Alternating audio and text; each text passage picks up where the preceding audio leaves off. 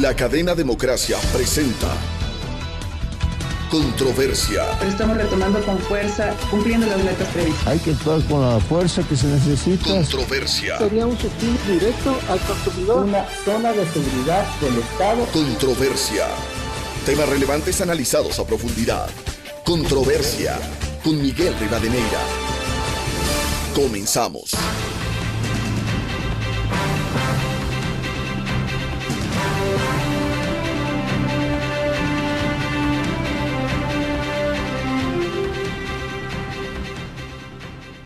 Un saludo cordial a los seguidores del programa Controversia en Escena que nos siguen a través de Exa FM, Democracia M y Democracia TV. Hoy queremos analizar un tema recurrente en América Latina: ¿hacia dónde camina la región?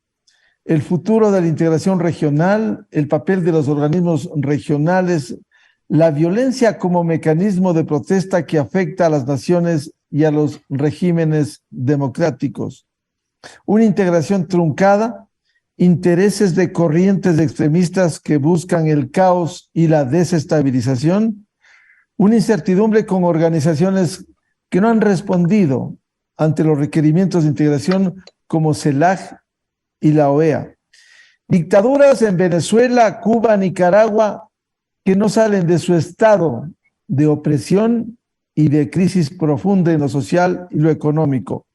Violencia en el Perú tras la salida de quien quiso declararse dictador, como fue el presidente Pedro Castillo. Inestabilidad política y en Ecuador también nuevas amenazas a la estabilidad democrática tan frágil en nuestro país. Quiero dar la bienvenida a nuestros invitados de hoy, al doctor Benjamín Fernández Bogado, un reconocido jurista, escritor, pensador, fue constituyente de Paraguay allá en la década de los 90. Él vivió también en el Ecuador, director de Radio Libre de Asunción, Paraguay. A Jorge Ortiz, escritor y analista internacional, y el doctor Esteban Santos, académico y jurista internacionalista. Quisiera empezar con Benjamín Fernández. Benjamín, ¿cómo ves este panorama en América Latina en estas condiciones actuales? Buen día. Un saludo cordial para ti y para también los miembros de este interesante panel que nos plantea una serie de cuestiones de la América Latina que no terminamos de consolidar. De lo que hablabas inicialmente del proyecto de integración, que era parte de ese proceso todavía mucho más abarcante de la globalización de los finales de los 90 del siglo pasado, estamos volviendo a un discurso más nacionalista, más encerrado hacia el concepto del Estado-Nación, y estamos abandonando los grandes proyectos integradores que habían traído tantas expectativas, no solo desde el ámbito comercial, sino también desde el ámbito de buscar soluciones políticas entre todos. Yo creo que en este momento nos encontramos ante una incertidumbre acerca de cómo van a seguir funcionando estos bloques, en donde en el caso del Mercosur, que integra Paraguay, Brasil, Argentina y Uruguay, hay uno de sus miembros que ya quiere salirse para negociar acuerdos directamente con China y no estar empretado en el corcé de un proyecto integrador que no termina de despegar. Nosotros creíamos que Brasil y Argentina generarían el mismo nivel de locomotora que generaron Francia y Alemania en la Unión Europea, pero en términos concretos eso no se ha dado porque estos dos países no han podido salir de sus reiteradas y permanentes crisis y no han podido asumir los niveles de liderazgo que esperábamos. Y fuera de eso, también lo que podemos sentir es que cada vez que cambiamos más permanecemos igual, casi como una especie de tragedia griega a la inversa, en donde nuestros pueblos no terminan de consolidar ideas democráticas. Imagínense el caso de Nicaragua, donde el que fuera uno de los revolucionarios sandinistas para derrocar a la dictadura de los Somoza, termina siendo peor que los Somoza y reproduciendo el mismo modelo autoritario. O en el caso de Venezuela, que es un país que cuando Hugo Chávez sube al poder hacia finales del siglo pasado, el petróleo, el barril se encontraba a $8 y llegó en un momento determinado a tener un valor de $150 el barril. Venezuela tendría que haber sido un ejemplo de desarrollo portentoso en la región solo en el tema de hidrocarburos y lo que eso generaba. Y sin embargo es uno de los países que ha expulsado a casi 7 millones de sus habitantes, que han caminado miles de kilómetros, llegando incluso hasta Paraguay, huyendo de la situación de opresión política y de falta de oportunidades económicas. Yo, para provocar el inicio de nuestra conversación de hoy, diría que cada vez que más cambiamos los latinoamericanos, más permanecemos igual. Bienvenido a Jorge Ortiz, escritor, analista internacional. Jorge, ¿cómo ves inicialmente este panorama de América Latina? Buen día. Buenos días, Miguel, Benjamín y Esteban. Saludos muy afectuosos. Yo soy bastante pesimista. Veo que América Latina ha sido un continente en que hay poco apego a las convicciones.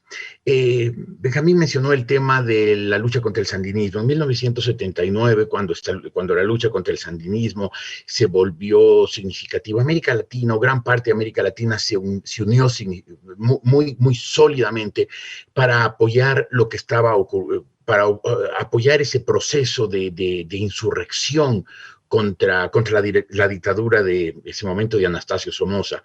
Se activaron el grupo Contadora, se recordó la doctrina Betancourt, se mencionó una serie de argumentos para que América Latina participara en esa lucha contra la dictadura de Somoza, aislándola. Parecía que América Latina era un continente con convicciones democráticas firmes, que estaba dispuesta no solamente a defender la democracia en cada uno de sus países, sino también y sobre todo apoyar a los países que lo necesitaran cuando estuvieran luchando por su propia democracia. El sandinismo se consolidó, se desvió, se volvió de la mano de Daniel Ortega y de su mujer un régimen atrabiliario, violento, represivo, probablemente peor que el de la familia Somoza. Y sin embargo vemos que América Latina se lava las manos. No esperaba, por ejemplo, que los organismos de defensa de los derechos humanos dijeran nada. Ya sabemos que los organismos de defensores o presuntamente defensores de los derechos humanos, lo que en realidad les interesa es la ideología, no los derechos humanos. Pero sí pensé que nuestras sociedades reaccionarían, que se sintieran ofendidas, agredidas por lo que está pasando en Nicaragua. 316 personas, 316 patriotas, gente digna, correctísima, de todas las proveniencias, de todas las extracciones sociales, económicas, de todas las proveniencias ideológicas, han sido privadas de su nacionalidad, 222 expulsadas del país, subidas en un avión y abandonadas en un territorio extranjero, sin sus pasaportes, convertidos en apátridas, en gente sin patria, sin país. Y América Latina no reacciona.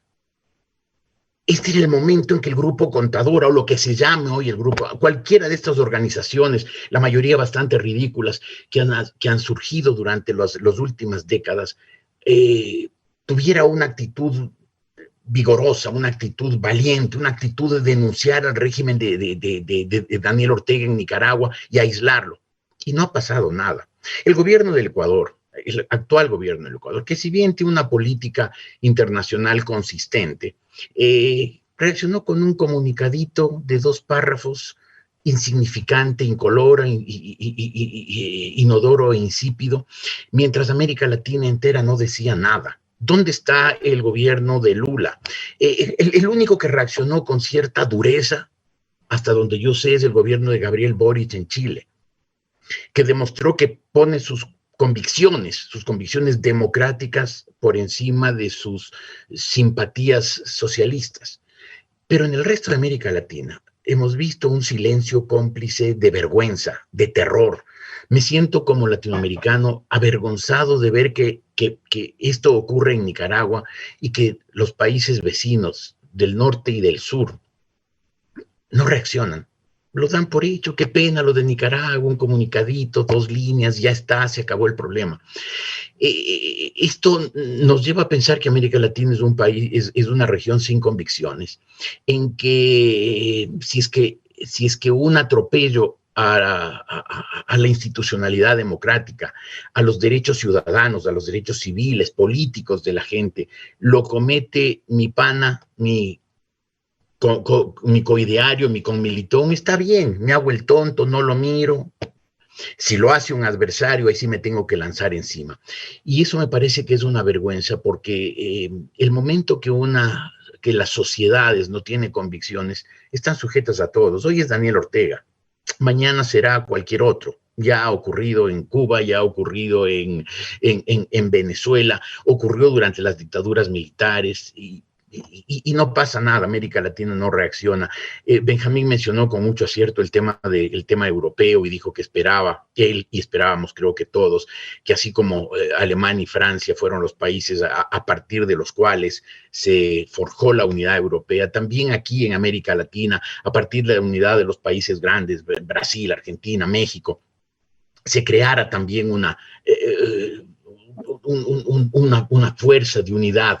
Nada de eso ha pasado. Hoy ninguna de las organizaciones internacionales tiene ninguna verdadera significación, han perdido todas de importancia y sobre todo hemos perdido los ciudadanos la fe en estas organizaciones, porque vemos que cuando se las necesita no aparecen y solamente aparecen cuando sus intereses vitales o estratégicos están verdaderamente afectados. Yo estoy muy decepcionado. Esto de Nicaragua me parece que ha sido quizás la prueba final, la última que faltaba de que los organismos latinoamericanos no están listos, no están dispuestos a estar activos en defensa de las que decimos nuestras sociedades que son sus convicciones, sus principios fundacionales y esenciales. Bienvenido al doctor Esteban Santos, académico, jurista internacionalista. ¿Cómo ve este panorama de América Latina sin salida, con violencia, con dictaduras, como sucede en Nicaragua, en Venezuela, en Cuba? Buen día. Gracias, estimado Miguel, un placer y mi saludo también a Benjamín y a Jorge. Siempre disfruto mucho de intercambiar ideas. Secundo que esto es un momento en el cual tenemos que replantearnos muchas cosas. En la universidad conversábamos precisamente al analizar la historia de qué fue lo que pasó con el continente latinoamericano, si siempre nos ponemos como ejemplo a seguir en torno a un mismo idioma, a culturas muy parecidas y a climas favorecidos. Se ponía siempre como ejemplo, si es que uno tuviera una bolita de cristal y pudiera invertir su dinero. Y ponemos dos ejemplos. El uno, un país en donde a falta de una recibió 2 bombas nucleares, donde no tiene ningún tipo de recurso y que es una isla aislada. Y del otro, un país del tamaño de un continente que tiene todos los recursos naturales habidos y por haber, una cultura uniforme, insisto, y ¿dónde pondría usted el dinero? La respuesta parecería muy obvia. Lo que es de la Argentina de hoy día a lo que es del Japón dista mucho de haber nacido y haber seguido esta realidad. Entonces, ¿qué terminó pasando en el continente latinoamericano? ¿Por qué es este retroceso con otros lugares del mundo, como lo puede ser Europa o como puede ser Norteamérica, o el crecimiento que está teniendo tan vertiginoso partes del sudeste asiático? Y creo que hay que regresar a ver, insisto, en la historia, lo que fue en su momento toda esta teoría de Raúl Prebisch con la sustitución de importaciones y lo que empezó siendo este primer cáncer que empezó a germar en la región, en donde empezaron los gobiernos a querer más en el clientelismo, Miguel, en donde empezamos a dar muchos más subsidios directos, en donde empezó el aparataje público a crecer de manera desmedida y lejos de favorecer un libre comercio con la comunidad internacional, empezamos este compadrazgo y tratar de mantenernos en el poder a causa, con un cargo social muy alto. Creo que el mejor ejemplo para mí del desgobierno es lo que está viviendo en este momento la Argentina, que le he citado, al referirme a un país que tenía y tiene todo para salir y que ha sido su clase política la que no la ha dejado hacer. Usted me mencionaba qué pasa en Nicaragua y creo que Benjamín con muchísimo acierto ya lo había mencionado. Es increíble cómo parecía que un país que sufrió tanto con la dictadura de Somoza y ahora tiene, me atrevo a decir, una dictadura incluso aún más sangrienta, en donde tiene que haber una respuesta uniforme. Y lamento que efectivamente, como bien lo señaló Jorge, no sea un repudio generalizado por parte de la comunidad internacional. Que sea Boric, el presidente más joven de la región, y que se dejó de lado ese dogma que pueda darse y llamar a las cosas por su nombre. Yo esperaría que, yo lo he dicho varias veces, que sector de la política exterior ecuatoriana es y ha sido hasta ahora el único talón en donde yo puedo dar temas positivos dentro de esta administración.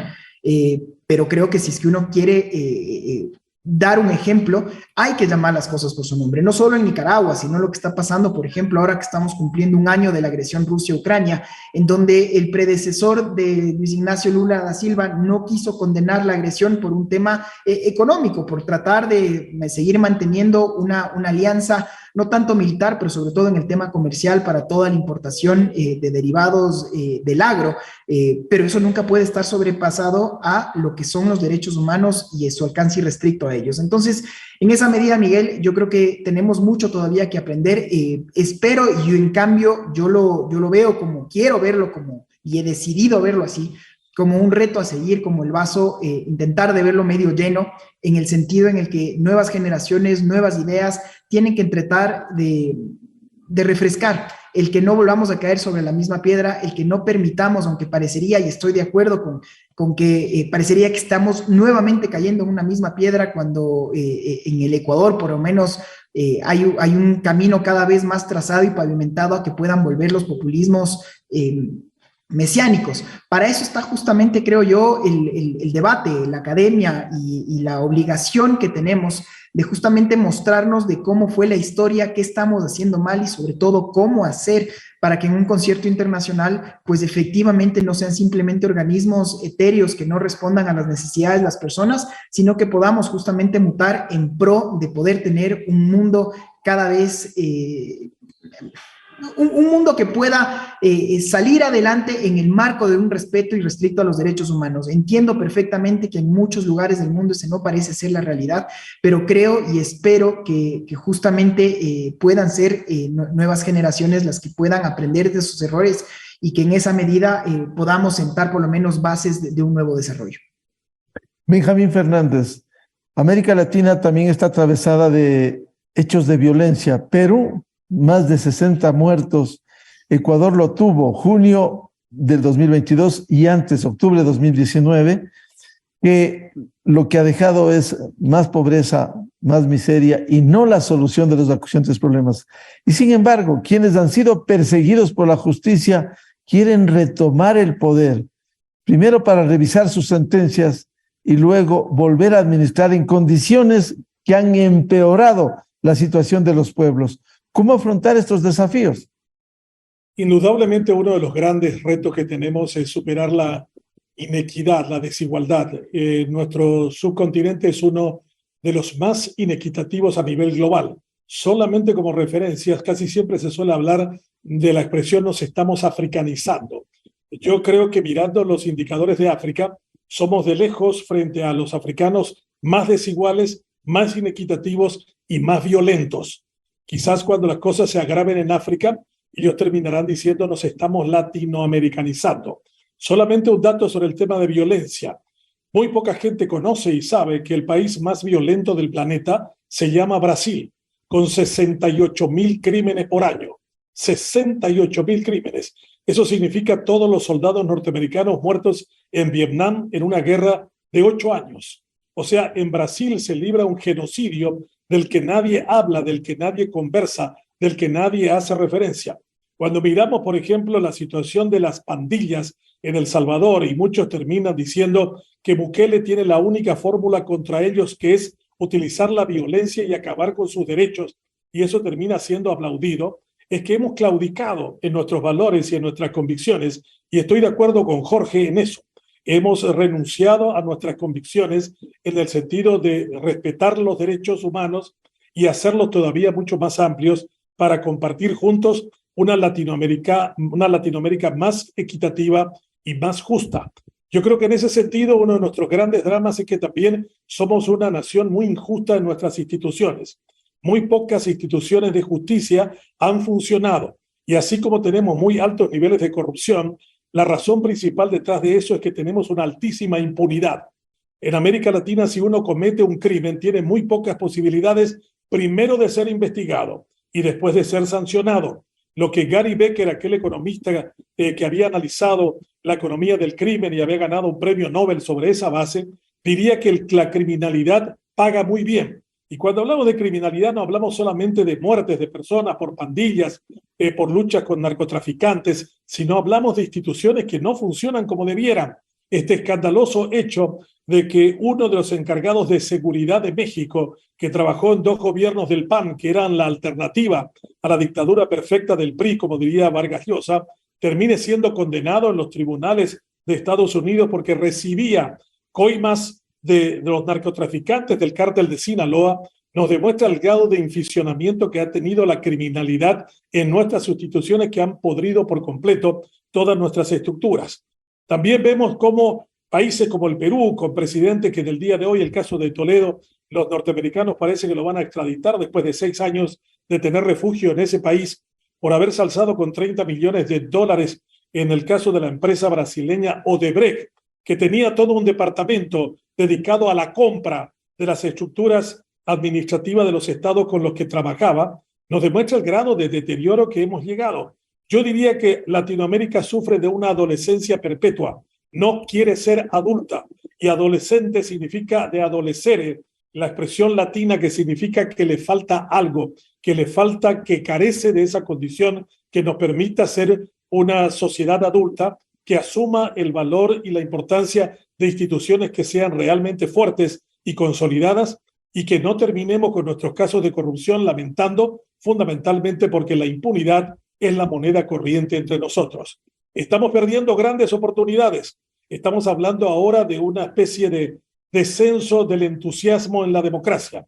Cada vez hay menos. Eso lo dice el Latinobarómetro en unos informes anuales, en donde si uno hace un seguimiento, verá que cada año disminuye la cantidad de verdaderos demócratas entre nosotros que creen que este es el menos malo de los sistemas políticos.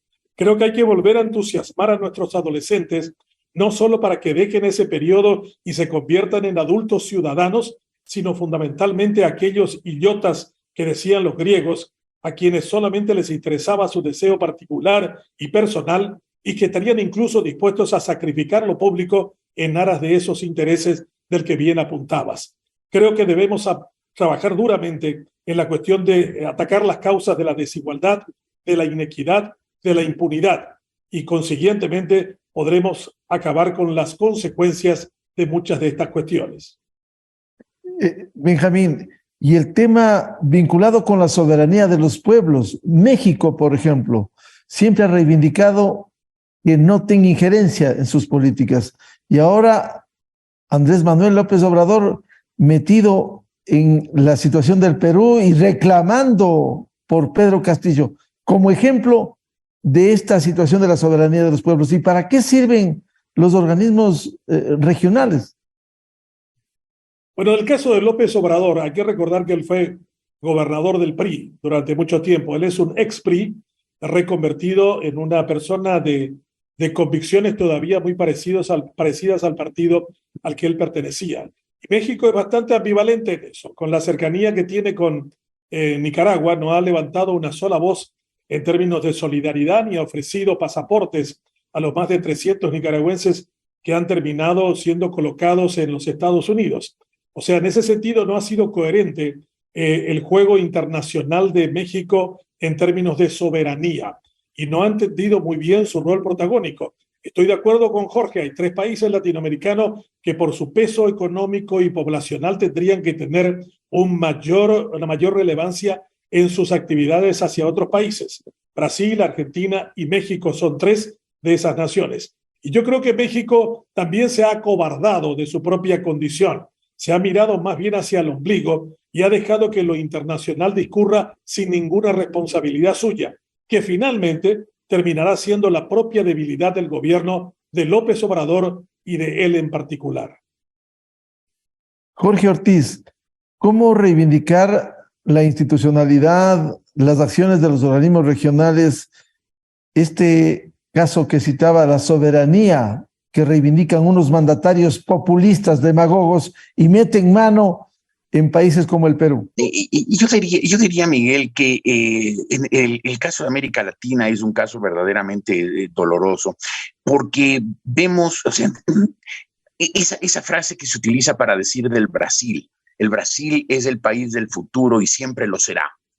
Esa ironía es aplicable muy exactamente América Latina. América Latina es el continente de mañana y siempre lo será. Hace 200 años, cuando nuestros países se independizaron, tenían una estructura heredada de la corona española, con la antigüedad que tenía la corona española, tanto por el lado de los Borbones como por el lado de los Habsburgos. Entonces creíamos que aquí habíamos nacido con unas estructuras que podrían rápidamente convertir a nuestros países en sociedades prósperas, que alcanzarían en pocos años a las sociedades europeas, por entonces todavía convulsionadas, todavía conflictuadas, 1848, después de que América Latina, la mayor parte de los países de América Latina se habían independizado. Europa tuvo su año más turbulento, el año de las revoluciones, 1848, y recién a finales de ese siglo, pues, digamos, empezaron a concretarse los ideales de la ilustración que habían surgido o que se habían afianzado políticamente con la revolución industrial.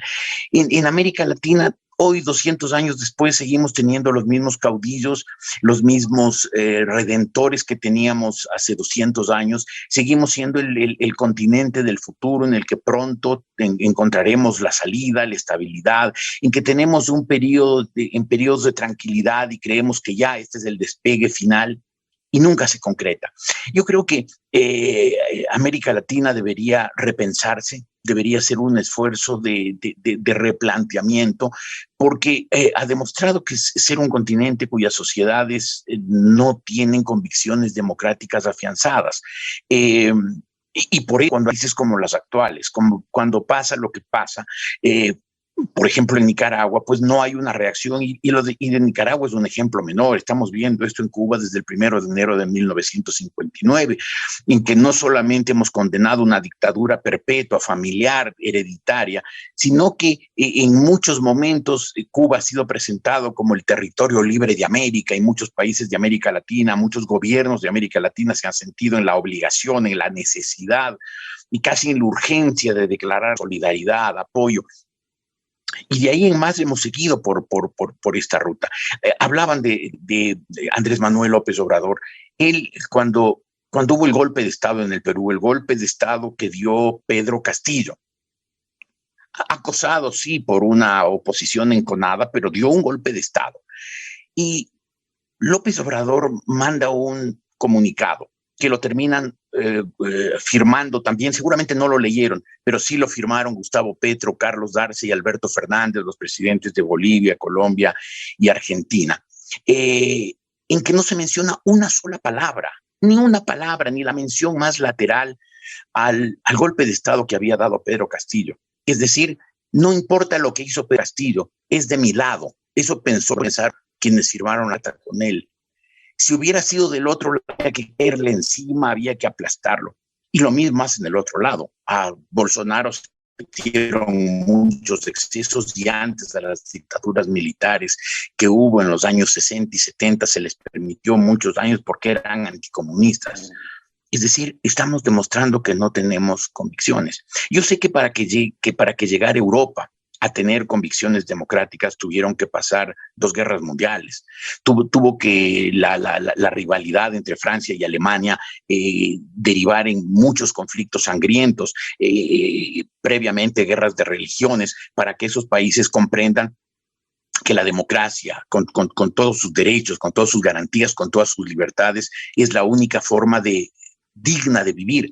Pero en América Latina estamos atrasados ya muchos años en eso, ¿no? Europa empezó a construir sus democracias incluso antes de la guerra, antes de la Segunda Guerra Mundial. Ahí vinieron la distorsión que causaron Hitler, Mussolini, Stalin, pero ya había era un proyecto en construcción. América Latina sigue sin serlo.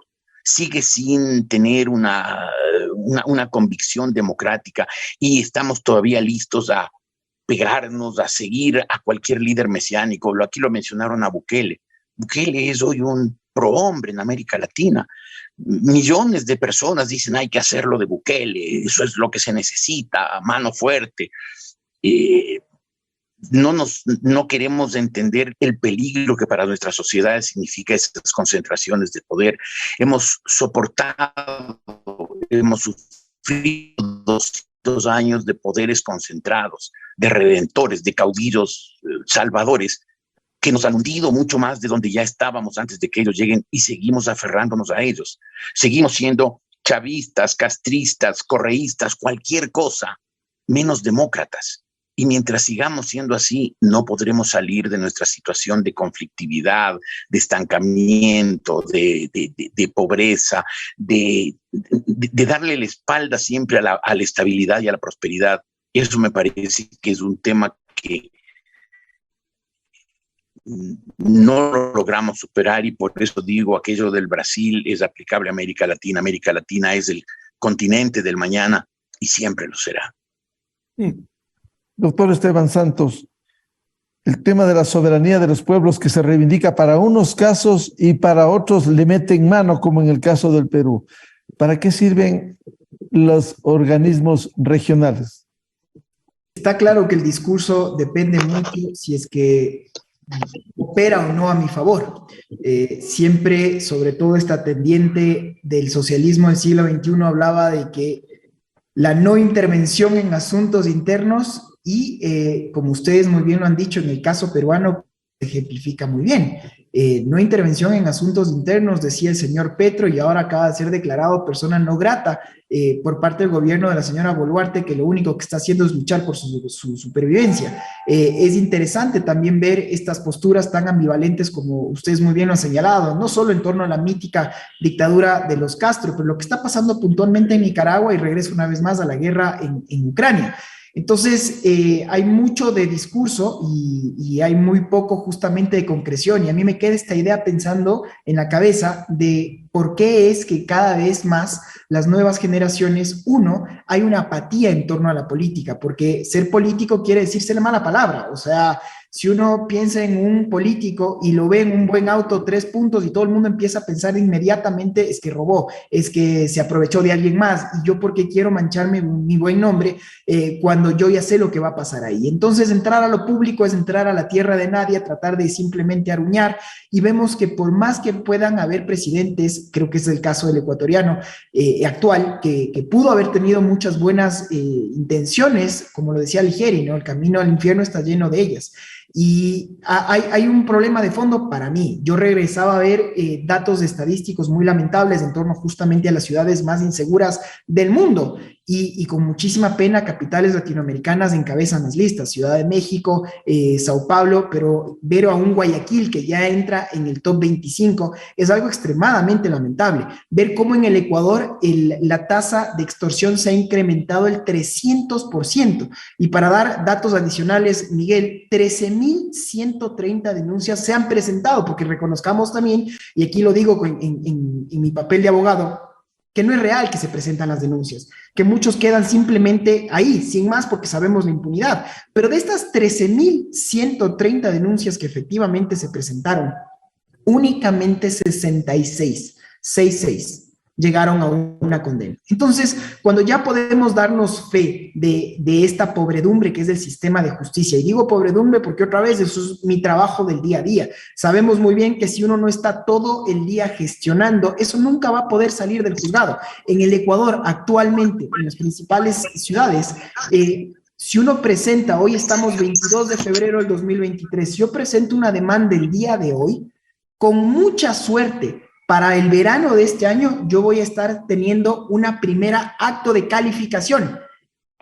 6 meses para citar a una persona. ¿Podemos hablar de una justicia en esa medida? No. Y cuando no hablamos de justicia, y a eso prendemos la televisión y vemos estos casos de corruptela, y vemos cómo políticos sudamericanos que se respeta, y sobre todo de izquierda, tienen estos clichés que tienen que salir, pero salen al imperio, salen a los Estados Unidos y salen a la Florida, y ese parecería que es el único estado en donde pueden estar, y en absoluta impunidad. Vamos a ver en qué acaba el caso del expresidente Toledo, pero en términos generales, con mucha pena, todo político mañoso que mal utilizó recursos públicos sale del país y parecería que queda en nada. Entonces, con estos antecedentes, ¿qué es lo que queda? Para mí, un caldo de cultivo perfecto para que las nuevas generaciones sientan que las instituciones no sirven, sino simplemente para desfavorecernos. que el policía está ahí solo para pedirme dinero, no para ayudarme o servirme o proteger. Y entonces eso es lo que empieza a carcomer el tejido social, y para esto termino diciendo que con esta cereza que lamentablemente está haciendo el narcotráfico, el crimen transnacional, que está carcomiendo todas las instituciones de un Estado, pues eso parecería una vez más ser la salida fácil para muchas generaciones que empiezan a ser perdidas. En el Ecuador, ver provincias de Esmeraldas, de la provincia de Esmeraldas, que termina siendo ya una provincia en donde uno no puede vivir, uno no puede habitar por la inseguridad, que ojalá Manta no le siga esa línea, pero en términos generales, insisto, cuando no hay oportunidades dentro de este escalafón social que no termina de funcionar, el gobierno de turno, en lugar de estar pensando en cómo realizar obra pública, está solo en estas peleas de cómo mantenerse en el poder. Y cuando vemos que los líderes en la región son cada vez más mesiánicos, son cada vez más populistas, y con todos los antecedentes exógenos también, que puede ser una pandemia, una recesión internacional, hay caldos de cultivo para que las nuevas generaciones sientan ese desapego. Por lo tanto, yo concluyo solo diciendo que la salida tiene única y exclusivamente que estar en dar, en tratar de armar una guerra, pero contra la pobreza, contra la inseguridad, y eso solo se puede dar con políticas a largo plazo, que son principalmente la educación, y tratar justamente de volver a posicionar un Estado de Derecho. Si es que seguimos insistiendo en carcomer este Estado de Derecho, pues entonces las consecuencias ya están ahí al orden de la vista. Y esto no es solo un tema exógeno del Ecuador, lo vemos con mucha pena que se repite cada vez más en la región. Benjamín Fernández, ¿cómo revertir esta situación en donde la mentira, la demagogia se siguen imponiendo en la región? El caso ecuatoriano, un expresidente sentenciado con más de 800 pruebas, y él sigue regando en el exterior que no hubo pruebas, cuando hay casos que podría citarse su propia secretaria privada que admitió todos los cargos. Empresarios que fueron a la cárcel, que testimoniaron que entregaron dinero por fuera del gobierno para financiar al partido de gobierno, simplemente se siguen imponiendo. En las últimas elecciones, aun cuando representan de un 25 al 30% el poder electoral, simplemente han ganado incluso candidatos financiados y hoy investigados por la Fiscalía, vinculados a la narcopolítica. ¿Cómo revertir esto? Cuando los pueblos entran en grave crisis como la que tenemos ahora en términos económicos, de confianza en las instituciones, se arma un caldo de cultivo que siempre tiene una sola salida, y eso lo sabe cualquier sociedad que haya pasado por una experiencia de este tipo. Los alemanes hasta ahora se preguntan cómo un país con tanta cantidad de filósofos, con tantos pensadores, terminaron consintiendo el gobierno de Hitler, que llega al poder con menos del 30% de personas que lo habían apoyado, y con todo lo que terminó finalmente esa experiencia de sangre y muerte en toda Europa. Yo creo que uno de los problemas graves es cuando los demagogos, que son lo contrario a los anagogos, los demagogos tiran para abajo las condiciones y capacidades de los pueblos, trabajando sobre sus miedos, sobre sus ansiedades y sobre sus tribulaciones, y casi siempre terminan en gobiernos fascistas. Aquí en el Paraguay tenemos un expresidente llamado Horacio Cartes, que reivindica el mismo concepto fascista que daría vergüenza a cualquier grupo de personas: Dios, patria y familia, y lo consideran como completamente natural, y no saben lo que significa esa triada en la historia de nuestra civilización occidental, en qué acabó aquello en la Italia de Mussolini o en la España de Franco, por citar simplemente algunos ejemplos latinos. Yo creo que uno de nuestros grandes problemas es no querer asumir nuestra inmadurez y nuestra incapacidad de buscar soluciones sobre la base de un diálogo que lleve al consenso. Huimos de todo eso, creemos que la verdad de la nuestra es la única que tiene que ser sostenida como si fuera un dogma de fe, y no tenemos la capacidad de escuchar otras vertientes y trabajar en la consolidación de nuestras instituciones. A mí, que me ha tocado escribir la Constitución de Paraguay, que es una de las mejores en América Latina según especialistas, me he dado cuenta de que entre las buenas intenciones de los juristas de diseñar una serie de estructuras y la realidad concreta de las personas que les toca administrar, hay una distancia realmente muy grande entre los buenos propósitos de los legisladores y la acción concreta de las personas. Una de esas cuestiones hace que los demagogos tengan mucha chance sobre la base del descrédito en la que caen las instituciones mal administradas por personas que no han estado a la altura de lo que se debiera. No decimos que vivimos en un paraíso, ni mucho menos, que los casos de corrupción existen y existirán como parte de la propia condición humana, pero lo que no debe existir es los niveles de tolerancia hacia ella en forma de impunidad. Hay varios países que han hecho extraordinarios esfuerzos en ese sentido de hacer que la justicia sea implacable con todos. Algunos lo empezaron en forma autoritaria y luego hicieron parte de su experiencia democrática. Hay varios ejemplos interesantes en América Latina, como por ejemplo el Uruguay, que es un país pequeño de 3,5 millones de habitantes, que sin embargo puede tener transiciones que van desde la izquierda de Tabaré Vázquez hasta la derecha de la calle Pou, y que por ejemplo en un viaje de toma de posesión de Lula pueden estar viajando 3 expresidentes que tienen 3 visiones distintas sobre su país y sobre la realidad. Dentro de toda esa cuestión de pesimismo que nos rodea, donde los demagogos retornan sobre la base del mal manejo de las cosas en democracia, yo creo que tendríamos que reivindicar la experiencia de países en donde creyeron en sus instituciones e invirtieron en materia educativa. La inversión educativa en América Latina es pobre y marginal, y en el siglo del conocimiento eso tiene un costo altísimo que terminamos pagando todos. En el Paraguay, el dictador Stroessner invirtió 1% del Producto Interno Bruto durante 35 años, de 1954 a 1989. Ahora estamos en una inversión del 3.5, 3 veces y medio, un poco más de lo que se invertía durante la tiranía, pero muy lejos del 7% que dice la UNESCO que tendríamos que invertir en materia de formación de cuadros y de capacidades. Somos el país más joven de América Latina y del mundo, con una población del 60% menor de 30 años. Y como decía también nuestros participantes en este debate, el no invertir en ellos, en esos jóvenes, puede llevarnos todavía a perder un par de generaciones, no solo en términos de oportunidades, sino también de valores democráticos. Yo diría una cosa todavía más terrible. Creo que esta generación de jóvenes, millennials en América Latina, pueden constituirse la primera generación de latinoamericanos que no van a superar a sus padres. Lo cual sería grave si es que no se invierte más y se ven resultados en el tema de la formación de ciudadanos, de seres humanos con educación, Benjamín.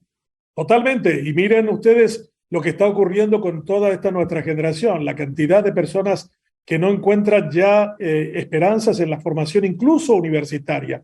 ¿Cuántos de nuestros jóvenes encuentran empleo? ¿Qué nivel de educación universitaria estamos brindando en esos niveles terciarios? Con muchas universidades que realmente no deberían estar ofreciendo cursos porque no tienen las capacidades en términos de profesores o de programas. Yo creo que no queremos y creemos que repitiendo el mantra de la educación lo vamos a resolver. Chile es un ejemplo interesante y que Jorge destacó cuando fue el único gobierno que hizo una toma de postura bastante fuerte contra el régimen autoritario de Daniel Ortega. Pero hay que recordar que Boric es un joven que viene de una manifestación de hace más o menos unos 15 años, en donde salieron a las calles en la famosa revolución de los pingüinos a pedir que se invierta más en educación ante el gobierno de Bachelet en su primera oportunidad. Ahora esa generación que salió a las calles, que reclamó, que peticionó, es la que tiene el poder en Chile, lo que demuestra que a veces cuando uno tiene la conciencia de dónde está el problema, uno puede alcanzar las soluciones. Chile también es un ejemplo interesante de América Latina, que cuando tuvo su primera crisis política en 1828, el presidente preguntó quién podría resolver el grave drama de ese país. Y ahí le dijeron, aquí en Perú, aquí en Chile, vive el hombre más culto de América, el hombre más probo, el mejor gramático, el mejor jurista. Y el presidente de Chile le dijo, tráiganlo para ser ministro de Educación. Ahí le dijeron, no, él no puede ser ministro de Educación de Chile porque él es venezolano. Pero finalmente ese venezolano universal, que no hay ninguna calle, ninguna escuela o colegio que no lo recuerde en América Latina, el venezolano Andrés Bello, fue el encargado de la reforma educativa de Chile, el primer rector de la Universidad de Chile, fue el ministro de la Corte Suprema de Justicia de Chile, y todo eso nos demuestra que en términos de buscar las capacidades, los chilenos fueron mucho más valientes y mucho más claros en términos de saber a quiénes recurrir cuando un país se encuentra en crisis. ¿Se imaginan ustedes nombrar a alguien para hacer una reforma educativa de nuestros países siendo un extranjero? Sería muy difícil una circunstancia de ese tipo. Yo creo que tenemos que salvar a esta generación de latinoamericanos y tenemos que recuperar el entusiasmo de ellos en la política. Hay que dejar de creer que ella significa lo desdeñoso, lo sucio y lo artero, sino que significa realmente lo que es la búsqueda del bien común. Jorge Ortiz, ¿cómo revertir esta situación que vive América Latina y que siembre esperanza desde el manejo de cada uno de los países? Benjamín tiene toda la razón cuando insiste en la importancia de la educación. Andrés Bello fue sin duda un caso muy significativo para América Latina, pero hay otro, Domingo Faustino Sarmiento. Él en la presidencia propia, en la de Avellaneda, en la de Mitre, le dio un impulso inmenso a la educación. Sin embargo, en 1930 hubo un golpe de Estado, terminó con el gobierno de Hipólito Yrigoyen en 1945, ya llegó primero como secretario de Bienestar y después como presidente de la República, el general Domingo. En 1946 era ya Perón presidente. Y la Argentina, que en ese momento era la sexta potencia del mundo, con una ventaja adicional, de las 6 grandes potencias que iba hacia arriba, mientras los otros 5 mundial estaban estancados, tenían graves problemas económicos, inclusive los Estados Unidos. Pues vemos lo que está pasando en la Argentina. La Argentina, desde la potencia mundial, hoy es un país tercermundista, conflictivo, atrasado, conflictos. Es un país en que su esplendor, su maravilla, se lo ve a partir del segundo piso, como bien decía Tomás Martínez, decía que para ver el esplendor de la Argentina y de Buenos Aires tiene que el segundo piso parar. Es decir, en la Argentina que hizo esa transformación, sobre todo gracias a Domingo Faustino Sarmiento, es hoy un país que tiene comportamientos políticos del tercero. Me alineo lo del Uruguay. Uruguay es desde hace años el primer país de América Latina en lectura. Creo que le gana así como 37-1 al Ecuador, ¿no? Es decir, es una cosa dolorosa que no lee nadie, prácticamente nadie, y muchos de nuestros países tienen. El Uruguay hizo que sea un hábito. La gente usa las redes sociales en lo mínimo indispensable y adquiere cultura, conocimientos en los libros.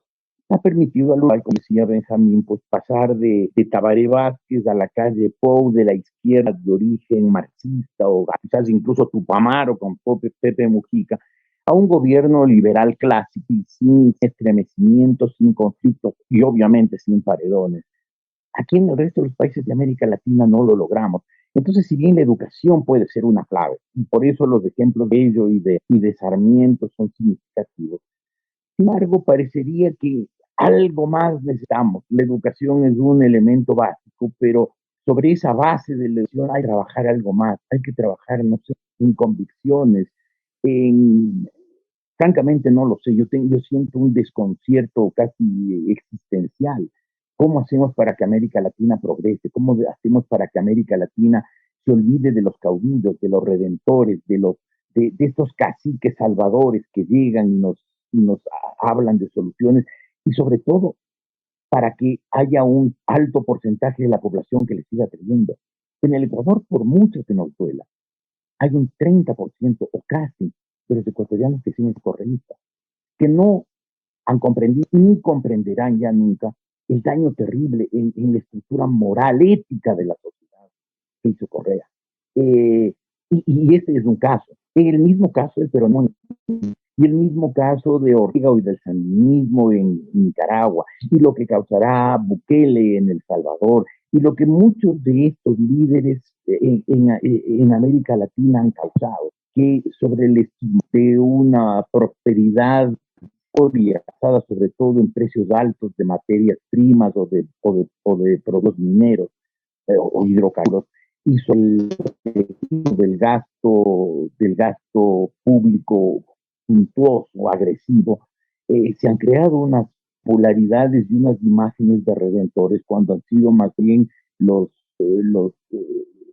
verdugos de este continente, y salimos de eso.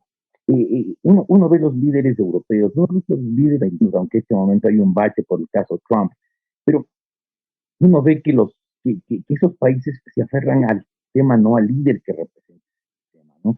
En los Estados Unidos es la democracia, no es ni Franklin Roosevelt, que fue presidente 12 turnos hasta que se murió, ni es cualquiera de los grandes presidentes que han tenido los Estados Unidos, de Washington y Lincoln hasta Barack Obama. Igual no es, hoy Italia no se siente, no hay un partido que siga idea que está a Conrad, sino que sigue los bases, son socialdemócratas, son un movimiento seguidor del general de Gaulle, y el gaullismo se mantuvo durante sus años muy presente en la vida francesa, pero sobre todo son principios, son valores, no son caudillos, no son líderes, ni siquiera son estadistas a los que sigue la gente, sino que sigue ideas.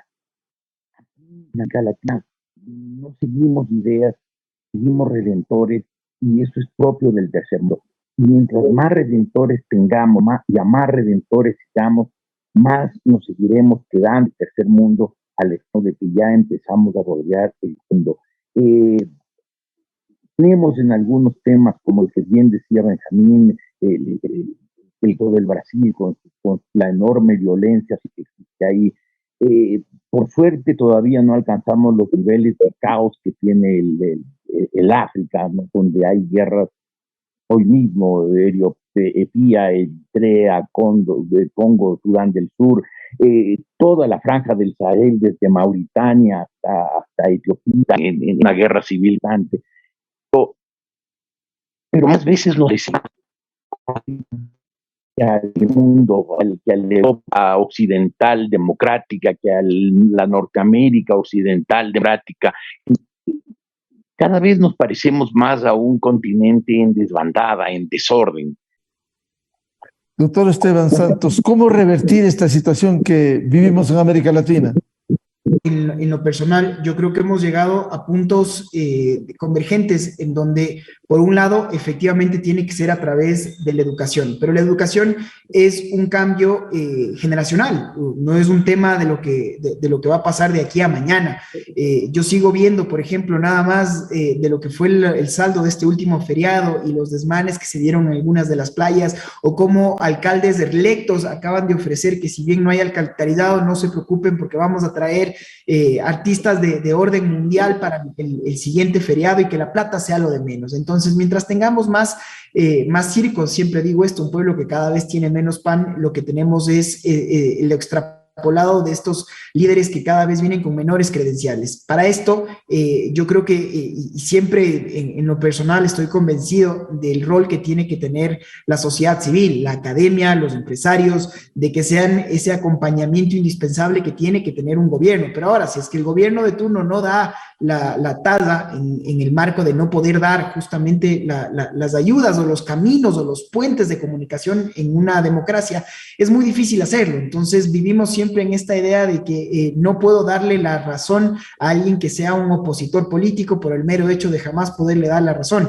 Y la política concebida desde una óptica de juego de suma cero es lo que nos tiene en gran medida en estos niveles de desgobierno, con todos nuestros problemas encima de falta de oportunidades, de desnutrición, de problemas de alcoholismo, de tratas, y con todo lo que es el narcotráfico. Claro, Latinoamérica sigue siendo y cada vez más una zona que como kafkianamente se está volviendo mucho más difícil de poder vivir y poder estar, pero no deja de ser esa región privilegiada que lo mencionaba a comienzos de siglo. Entonces, que creo que esto se puede hacer a través de replantearnos el contrato social. Porque no podemos seguir viviendo en un marco de tanta violencia, en un marco en donde no podamos salir a un parque, en un marco en donde cada vez las oportunidades laborales se vayan reduciendo. Yo creo que hay que recordar y hay que aprender de nuestra historia. No lo vamos a poder hacer si es que no tenemos esta educación, si es que las personas que están llamadas a poder justamente dar esta salida, deciden abandonar el barco. Yo he tenido más de un colega que me ha dicho, lo único que quiero es ya cerrar la ánfora y salir de aquí porque aquí no hay posibilidades. Estoy seguro que ese colega va a lograr obtener algo afuera por toda su preparación, por todas sus credenciales, pero mientras tanto los países latinoamericanos siguen aquí y siguen aquí gobernados por quién. Así es que cada quien desde sus trincheras, podemos muchas veces disentir, estoy de acuerdo en eso, Miguel, siempre con esta idea de que todos queremos empujar al barco a salir a buen flote. En este momento, muchas economías, muchos países latinoamericanos están en la deriva de si es que fracasan los gobiernos de turno. Yo regreso a ver y vuelvo a pensar en mi país, en el Ecuador, qué es lo que se viene, y lo que se viene puede ser lamentablemente el que regresen otra vez a enquistarse personas que no les interesa en lo absoluto ser demócratas, que no les interesa sino solo enquistarse en el poder. Y si no aprendemos de la historia, si no aprendemos lo que está pasando en otras regiones de esta América Latina, lo que ha sido Cuba, lo que lamentablemente está haciendo Nicaragua, lo que ya es también con muchísima pena Venezuela, y ese desgobierno pues que va a tener solo como una repercusión, otra vez datos, son más de 250,000 ecuatorianos que han cruzado ya el Darién por Panamá tratando de llegar al primer mundo, tratando de llegar a los Estados Unidos, con todos los miedos, con todas las conjeturas que esto es, con todas las muertes que se dan en el camino, y siguen creyendo que eso es mejor que creerle a su país, que apostarle a su país. Así es que creo que estamos en un momento de inflexión, absolutamente de acuerdo con todo lo que se ha dicho aquí, pero, y el pero que yo trato de rescatar es señalarlo en un lenguaje positivo que ojalá sea el de cómo seguir dándole frente, el cómo usted, Miguel, y cómo con los panelistas con quien tengo el honor de poder compartir aquí, el poder seguir aportando en positivo a que se entienda que las personas que creen en una democracia, que creen en un mundo sin corrupción y que creen que sí se puede salir adelante trabajando, sigamos siendo más. De lo contrario, pues el camino seguirá estando echado a quienes creen en el dinero fácil, a quienes creen en que silenciando o pagando a voces disidentes pueden tener mayores cuotas de poder, y eso es algo que no se lo puede tolerar, no se lo puede permitir. Desde las trincheras de cada uno, estimado Miguel, y ojalá estas reflexiones siempre tengan un eco en quienes todavía crean en los países, en quienes crean en sacar adelante a través del trabajo, a través del emprendimiento y a través de la educación. Con esta realidad, Benjamín Fernández, ¿cómo ve las perspectivas para América Latina? Dicen que un pesimista no es más que un optimista mal informado. Voy a tratar de demostrar algo de confianza en lo que yo creo que puede hacerse. Creo que toda crisis es una oportunidad. Me pareció muy bien la puntualización de Sarmiento. Cuando era presidente, convocó a los grandes empresarios de su país y les dijo: paguen impuestos para que podamos invertir en educación, porque háganlo al menos por codicia, no por solidaridad, porque si no lo hacen, la brecha entre ustedes pocos que tienen mucho y los muchos que no tienen nada, esa brecha será llenada con la sangre de ustedes. A ustedes se los matará, a ustedes se los secuestrará. Sarmiento con eso convenció a su clase empresarial argentina a invertir, a pagar impuestos, porque uno de nuestros grandes problemas es la tarea de la reconversión de nuestras instituciones en democracia. El Estado latinoamericano está diseñado para robar, no para servir a su mandante, que es el ciudadano. La mayoría de los casos en materia de periodismo tenemos casos de corrupción cotidiana y diaria. La cantidad de dinero que se roba diariamente, cada minuto en el Estado latinoamericano es enorme. Y el diseño está hecho para eso. No está hecho para que sea transparente, para que sea servicial, para que realmente se corresponda a los mandatos de su mandante. Entonces tenemos un Estado que en realidad no sirve a los propósitos de la democracia y habría que reconvertirlo completamente. Eso significa que tendríamos que ser más drásticos con los que destruyen y corrompen su estructura desde adentro. Tendríamos que ser más implacables, no solo en sanciones de carácter penal, sino también de carácter civil. Alguna vez tendríamos que hacer aquellos que se han hecho de lo público, sean embargados todos sus bienes y rematados en una plaza pública frente a toda la población para que se sepa el castigo que supone el robar la cosa pública. En mi país, el Banco Interamericano, que es el mayor prestador de dinero al Paraguay, y el Banco Mundial dice que se roba el 14% de su presupuesto anual. Y lo dice con un cinismo notable, porque termina llevando al ministro de Hacienda, a quien le informa del robo, como vicepresidente de la entidad en Washington. O sea, siguen prestando dinero a un Estado que se reconoce ladrón. Y yo creo que una de las cuestiones importantes es que para recuperar la fe debemos recuperar por completo el sentido y el valor que significa el servicio desde una posición del Estado. En este momento solo le sirve a los corruptos y para sacarnos ganas de seguir creyendo en la democracia. Yo apostaría a una completa reconversión del Estado, volviéndole más transparente, más responsable y más duro con aquellos que realmente no hacen lo que debieran. Jorge Ortiz, ¿cómo ve las perspectivas en América Latina?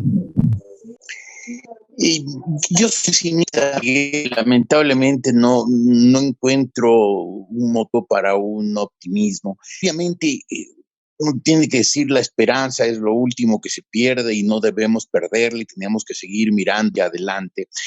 Siento que cada vez que queremos solucionar nuestros problemas los complicamos más.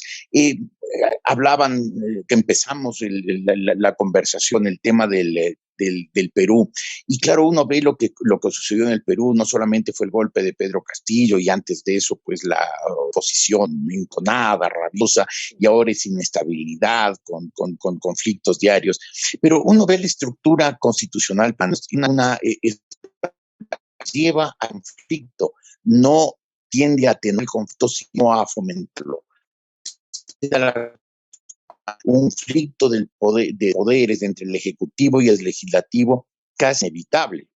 En otros países, en el caso nuestro, el caso del Ecuador.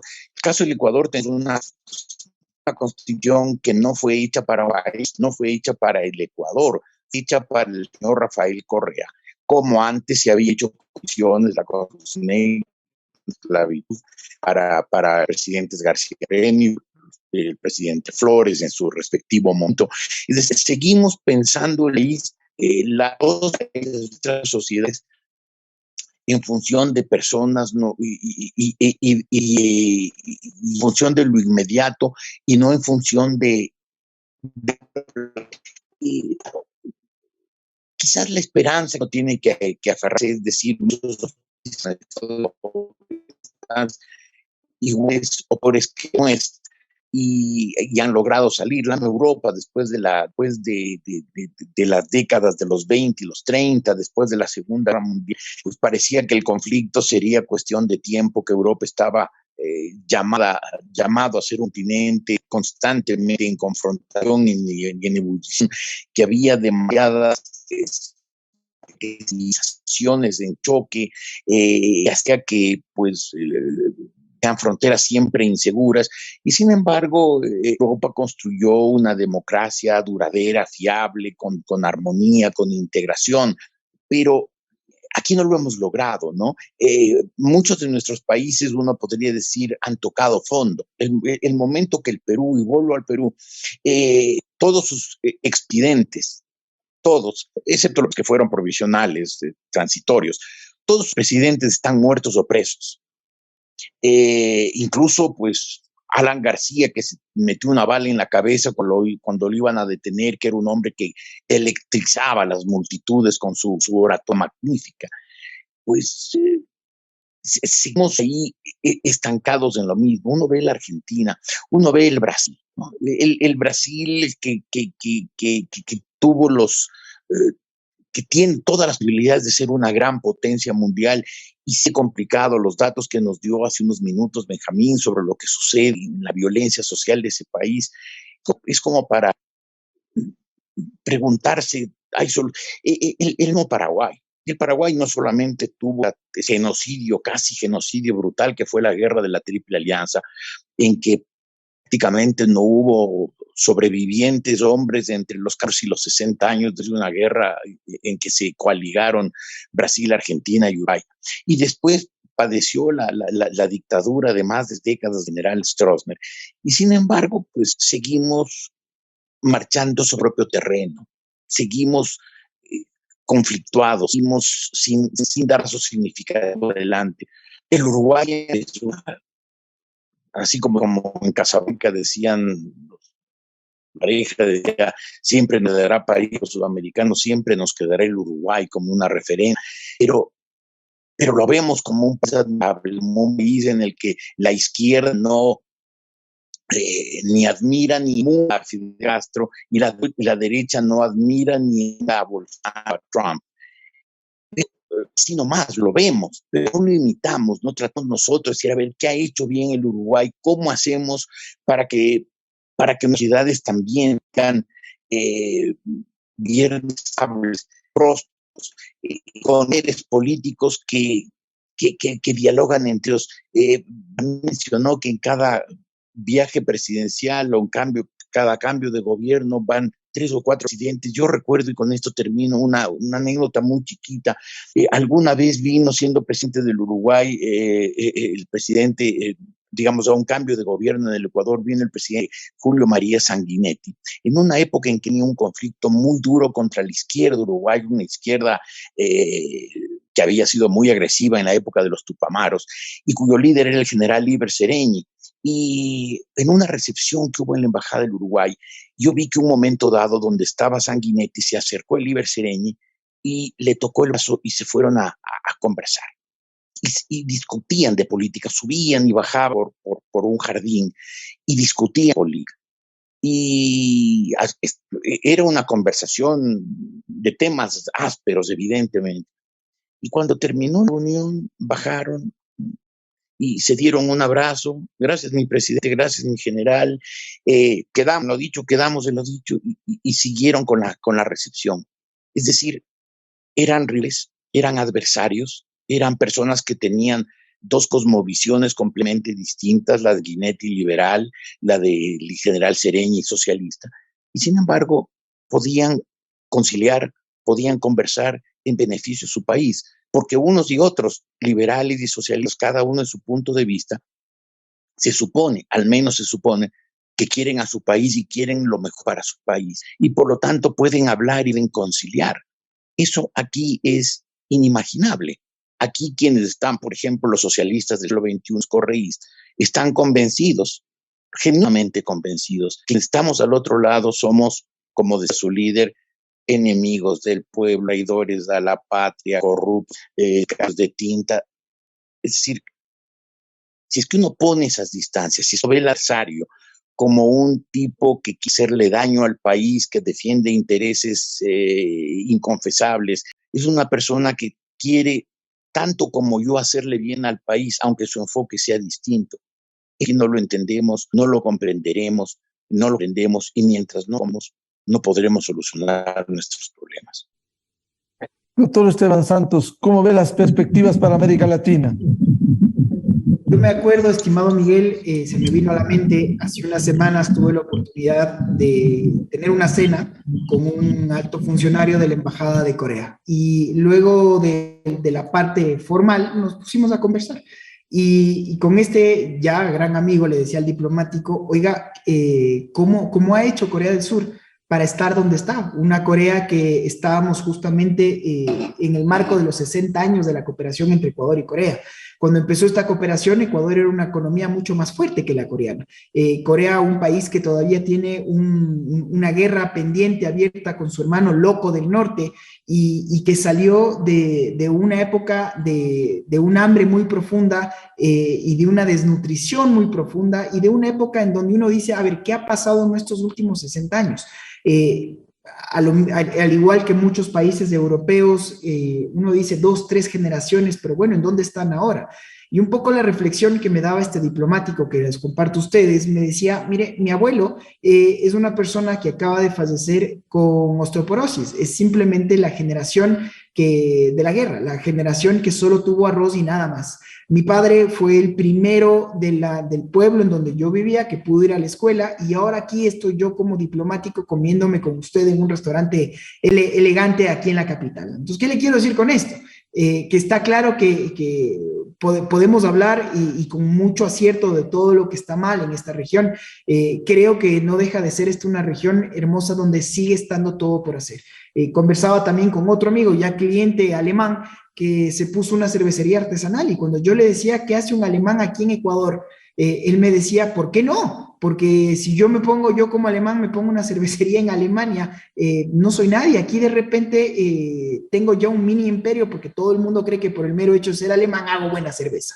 Y con esa lógica, lo que quiero decir es intentar siempre a regresar a ver a la historia para no repetirla, pero sobre todo ver y dejar sentado finalmente cimientos que nos permitan salir adelante. Y esto es lo que ya hemos dicho. La educación, sin duda, que siempre es una deuda pendiente de todos nuestros gobiernos. El problema de la seguridad social, que sigue estando coartada con yo creo, ya sindicatos enquistados que han vivido de este sistema toda su vida y que está muy lejos de poder cambiar. Y para esto tiene que haber seguridad. Esos tres pilares es lo que tiene que perseguir el Estado. Y a esto regresar a ver a la historia. Necesitamos estados obesos, necesitamos crear más burocracia entendida como esta idea de que un Estado tiene que ser controlador o aprender de las experiencias positivas del mundo. Cómo hacer justamente para que el Ecuador y para que países latinoamericanos puedan tener una seguridad ante las inversiones, una seguridad ante el concierto internacional. Se lo mencionó a Uruguay, creo que es un excelente ejemplo de lo que se puede hacer bien y creo que el Ecuador puede tomar nota de eso, puede tomar nota de cómo ha sido el crecimiento de Chile en lo económico y también regresar a ver la factura que tiene todavía pendiente en lo social. Hay mucho por hacer, seguimos siendo una región rica, Miguel, y creo que hay que entender que para poder salir adelante la única fórmula es teniendo y generando estos espacios de debate, es teniendo este amor por tratar de sacar adelante, porque siempre nos va a llamar la atención cómo pese a toda la corruptela, cómo pese a todo lo que se ha demostrado, siguen estos mismos personajes en el poder. Eso es inaceptable, eso es impresentable. Y creo que ahí viene una vez más la obligatoriedad, casi dicho así, de quienes podemos en algo poner un grano a tratar de solucionar para ser buenos profesionales, para pagar los sueldos que se tienen que dar, para cumplir con las leyes y en esa medida tratar de dar ese ejemplo que nos permita, ojalá, a las nuevas generaciones, ya pensando en nuestros hijos, de que esto puede empezar a cambiar.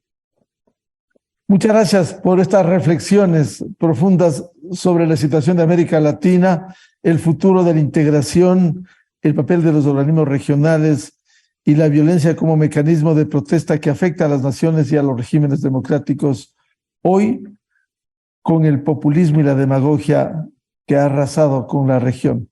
Muchas gracias al doctor Benjamín Fernández Bogado, jurista, escritor paraguayo, director de Radio Libre de Asunción, Jorge Ortiz, escritor y analista internacional, y el doctor Esteban Santos, académico y jurista internacionalista. Muchas gracias, muy amables, muy buen día. Con esto cerramos el programa Controversia en Escena a través de Exa FM, Democracia M y Democracia TV. Les deseamos un feliz fin de semana a todos. Muy buen día.